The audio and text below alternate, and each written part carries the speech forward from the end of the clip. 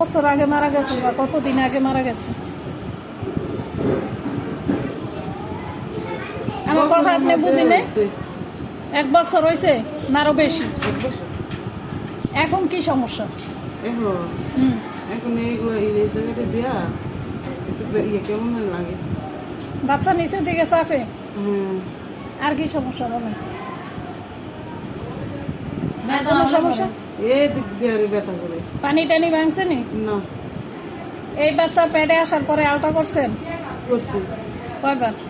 অনেকবার করে।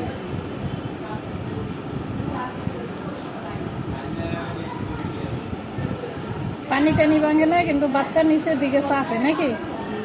হ্যাঁ, মানে ব্যথা করে কেমন জানি। ব্যথা কোন জায়গায় করে? এটা কি রানের কোপসার মধ্যে নাকি নিচে 2 রানের চিপায় নাকি 2 সাইডে? নিচে মাসিকের রাস্তায় ব্যথা করে? মাসিকের রাস্তা নেই জায়গা, এই নিচে আবার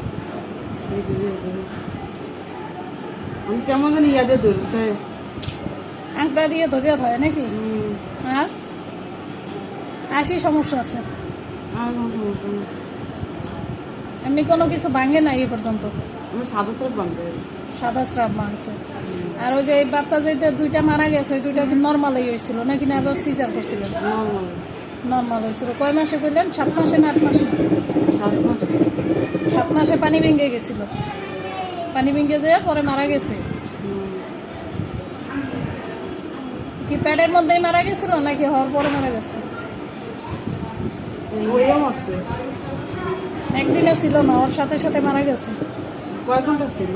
কয়েক ঘন্টা ছিল। একটা হয়েছে রাতে মাগরিব তো।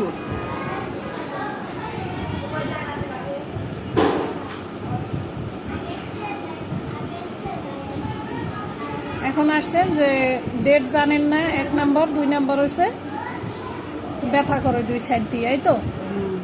আর কোনো কিছু ভাঙে না? 2 সাইড দিয়ে না, এই ইয়ার নিচে পেটের নিচে। প্যাডের নিচে তো 2 সাইড দিয়ে নাকি 1 সাইডে ব্যথা করে? মানে এই জায়গাটা পুরোটা